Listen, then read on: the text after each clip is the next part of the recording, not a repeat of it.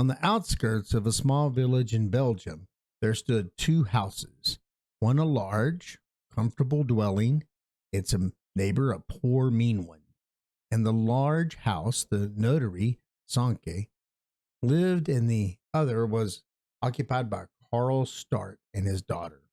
Start had a small tobacco shop on the ground floor, and in the large garden was a rabbit hutch and hennery. At the other end of the village, he hired a plot of ground on which he raised vegetables. Every day, a dark Start might be seen plodding through the village street homeward, pushing slowly before him his wheelbarrow, heavily laden with cabbages, carrots, and turnips. He never spoke to anyone of his own accord. If a friend or an acquaintance greeted him, Start would mutter, deep down in his grizzled black beard, a word or two in answer.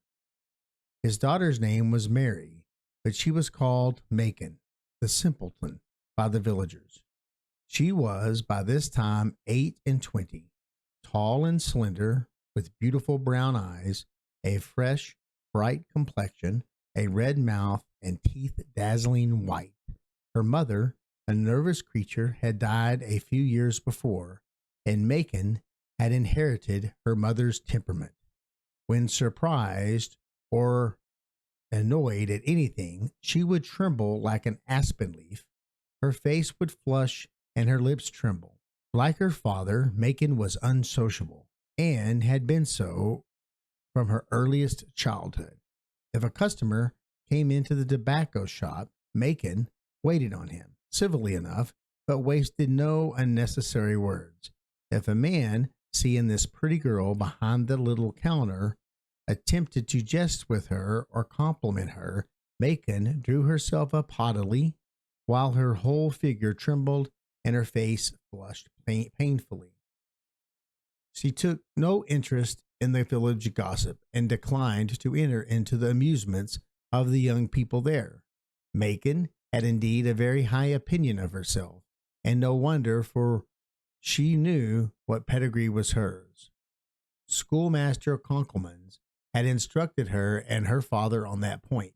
Conkelmans was a former schoolmaster who, after having taught many years in a neighboring town, had returned to his native village there to an end of his days in peace. The schoolmaster was a very learned man in the estimation of the Starts. He owned a great many thick and learned-looking volumes, and he could talk for hours without stopping. Ever since Macon could remember, she had heard Master Conkelmans tell her father that he belonged to a former royal family of England, and had a right to the throne of the country. His name was certainly Stewart, and the U had been dropped out of his name through carelessness. But yet, if anybody had the rights in this world, Start would now be a king and his daughter a royal princess. Instead, however, of reigning over a kingdom, Karl was living in a poor little house, selling snuff and tobacco when he was not planting and digging up vegetables. Conkelmans had told Start and Macon that a king, Charles Stewart by name, had reigned in England, and a queen, Mary Stewart, in Scotland. Both had been beheaded, and the last king of the Stewart family had been driven out of England by his subjects. But Master Conkelmans would add solemnly, shaking a long, thin forefinger as he spoke, that the last scion of the Stewart family had left descendants who lived on the continent. Karl Start, for his own part, remembered that his grandfather had been always called the Englishman by associates. Yes, yes, he would say to his daughter, suppose there would be some truth in what Master Conkelmans is always saying. Well, if I am a king, he shall be prime minister. And I, Macon would say, blushing and trembling, may one day be a princess. She often thought, when alone in the shop, that she would do if her father were called to the throne of England. She realized she really had no idea what a throne was, but a queen she knew was the greatest and richest lady in the land. So Macon would sit and dream dreams of all she would do for her numerous brothers and sisters, how she would shower wealth and dignities upon all of them. Macon had a great many half brothers and sisters, as her mother had been a widow with a large family when she married Stark. All of the children of this previous marriage were widely scattered, however. The oldest daughter was a cook in the family living in Paris. Another was a lady's maid in a nobleman's family in Flanders. The latter came now and then to the village to see her stepfather and sister. From the cook, Macon got an occasional letter containing a 5-franc note. 3 brothers and sisters were married and living on small farms in the country. Her father said little, but thought constantly of the position he should have occupied in the world had fate and fortune not been so adverse. When he had drunk a drop or two much, which was not often, however, his tongue was loosened, and he gave utterance to the thoughts which perpetually haunted him. "My name is Stewart," he would say, thumping his breast and staggering from side to side, to the great delight of small boys following at his heels, "and I should be king of England." The next day, however, having slept off his intoxication, Stark would appear on the street, silent and down-looking as ever, pushing his heavy-laden wheelbarrow painfully before him. Carl Stark had, however, another grievance beside that of being shut out of the England's throne. The house in which he lived he had bought many years before, and for a long time it stood alone. But one day, Villiers, a rich peasant, had bought the field adjoining it and built a large house. This house faced the east and cut off all the sunlight from its humble neighbor. Only a narrow alley separated Carl's garden hedge from that of Villiers. A great chestnut tree grew beside Villiers' hedge, its branches spreading themselves over into Carl's garden. And amongst these branches, their neighbor had to choose to erect a summer house. Start would not have hesitated to chop off the intruding branches had not an ash tree in his garden spread in turn its slender boughs over his neighbor's hedge. Carl loved this tree as the apple of his eye, for his son, now dead, had planted it. When Villiers died, the house had stood empty a year, to the Stark's great satisfaction. After that, however, Notary Sonke had taken it. Carl and his daughter shunned their new neighbor, and with Thekla, Villiers' former cook, who had the unpleasant habit of throwing the waste water over the hedge, they were not on speaking terms. The groom was a cheery old fellow who persisted, in spite of many rebuffs, in being friendly with father and daughter, though he made little enough by friendliness. "Good day, neighbor," the kind old man would call over the hedge to Carl in his garden, who growled out an unintelligible word or two in the answer. "Fine weather it may be," was Carl's grumbling answer, "but of no use to me as long as that chestnut tree of yours keeps all the sunshine off my beds." And the Jacob knew nothing better to do than whistle deprecatingly in answer. With Macon he fared no better. "Tell me, Jacob," she would say in reply to all his efforts at conversation, "is Thekla going to throw the water over the hedge next winter? It freezes directly after, and it's just like that my father will fall and break his arms or legs on some ice some day." "Macon," the Jacob would hasten to answer, "I'll tell Thekla not to throw any more water over the hedge. It is really too bad of her. If my father is laid up next winter with a broken leg, she will have it on her conscience. The hypocrite who runs to church every day of her life, but does not care at all if she maims or kills her poor neighbors by her carelessness." Bacon sometimes went, especially Master Conkelman's, to look at a picture which hung in his sitting room. It was a picture of an old Flemish painter, name unknown. Not a masterpiece, certainly, but yet rather a clever bit of genre painting. This portrait was of a woman, a handsome blonde, dressed in a gown of white satin and a jacket of red velvet, bordered with ermine, sitting on a carved high-backed chair before the mirror. Though Master Conkelmans had told Macon that it was probably only a picture of a fine lady sitting at her dressing table, Macon persisted in calling it the princess on account of the ermine-trimmed jacket. One day, whilst playing at cards with the schoolmaster Start, had held out 2 court cards to Macon with the words, "There, a king wears a crown like this, and a queen a mantle like that." And Macon did not fail to notice that the royal mantle had a border of ermine. Start, too, often dreamed of wearing a crown and royal garment, and Macon, who was ingenious with her needle, went to work at last to fashion for herself and her father both crown and royal robes. The robe, to be sure, was only the merino, but of the imperial purple color, and the crown, made of gilt paper, was copied closely after that of the pictured king on the court card. For herself, she fashioned a jacket of crimson silk, and the unfortunate rabbits were ruthlessly sacrificed that their skins might serve for the trimmings and linings of ermine. Arrayed in her royal attire, Macon contemplated her image in the mirror with satisfaction, and with reason, for the crimson jacket, with its fine white facings, suited her complexion and golden hair admirably.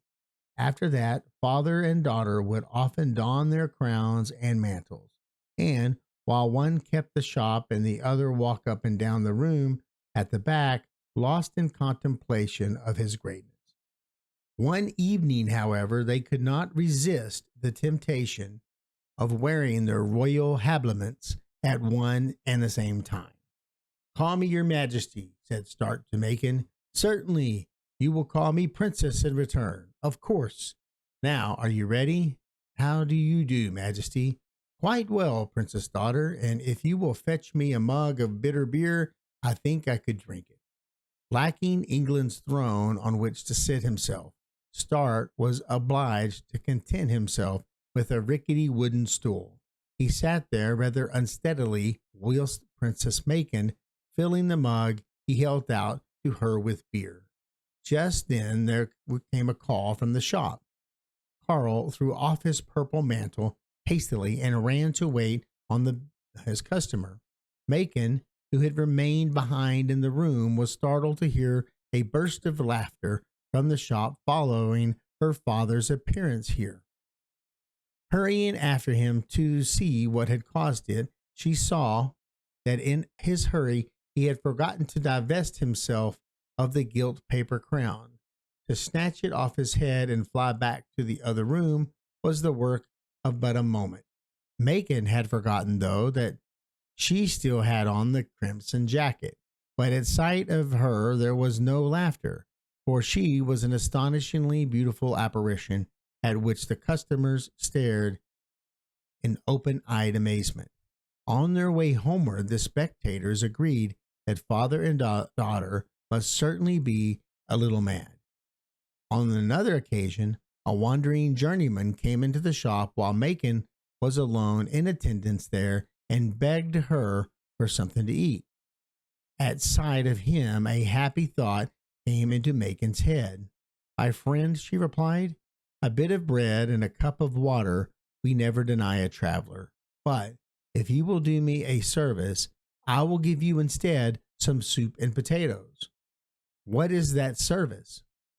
"I should like to know how it feels to be queen. I desire you to kiss my hand, but with all due respect, understand me. With all of my heart, to kiss a pretty girl's hand is both a pleasant and easy task."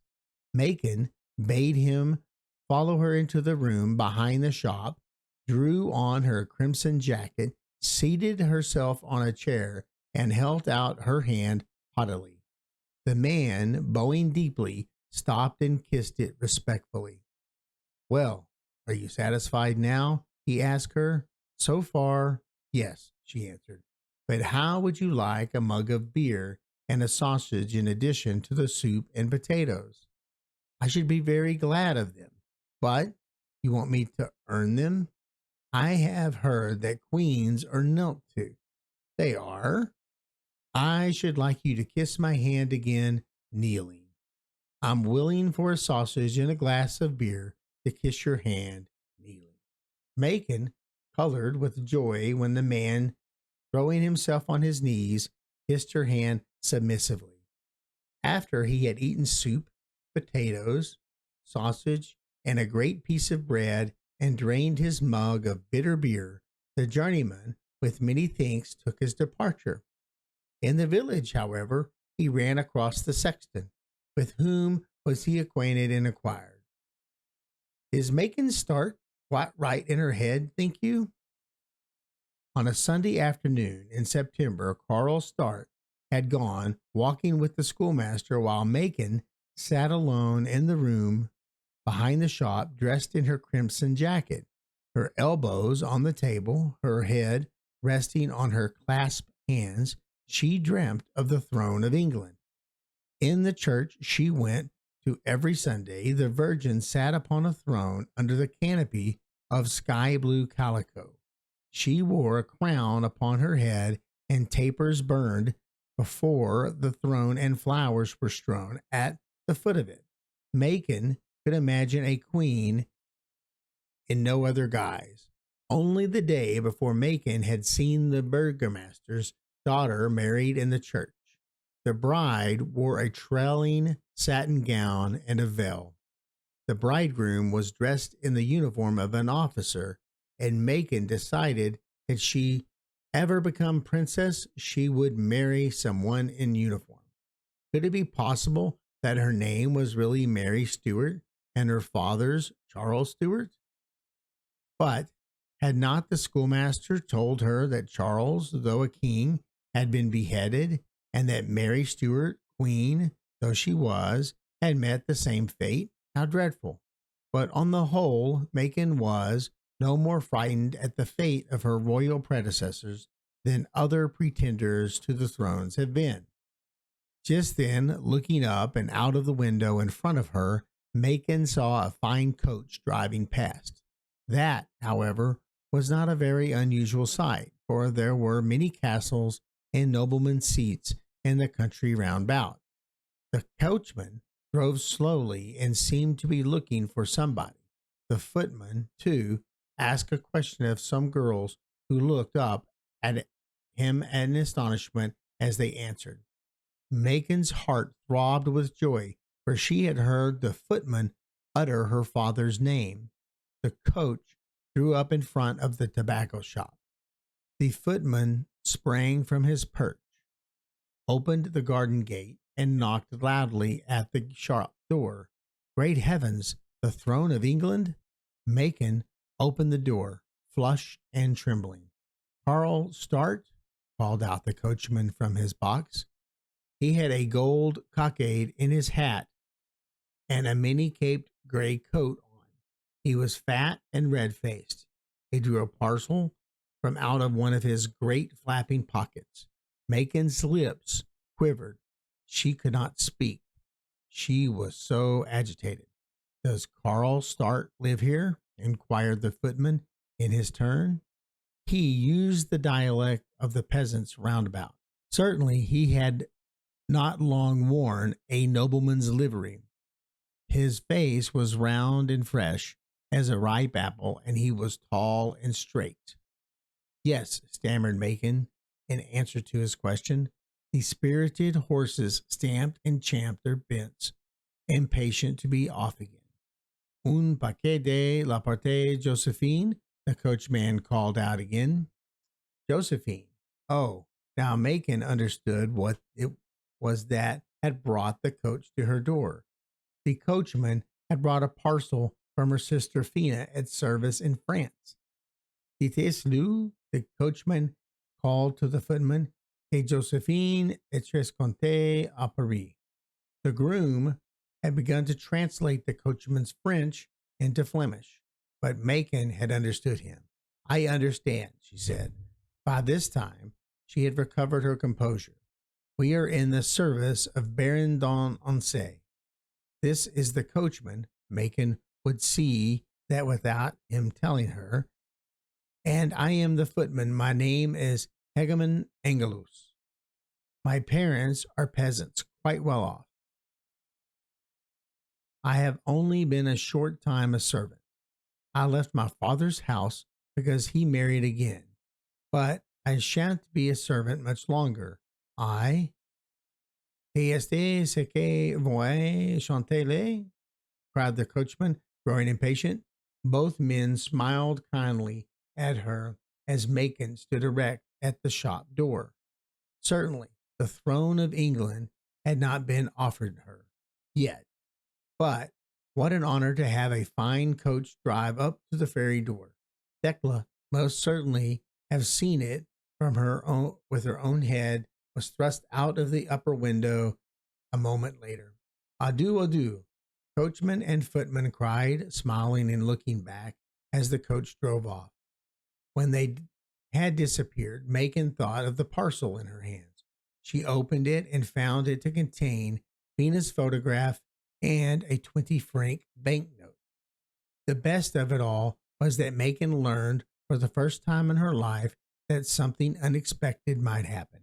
The next day, too, she heard, to her surprise, that the Jacob had won a prize of 2,500 francs in Brussels lottery. Her dreams grew more easily hopeful than ever, and the throne of England seemed indeed very near. On a Souls' Day, Jacob left the notary's, and a new servant was visibly running in and around the house about the courtyard.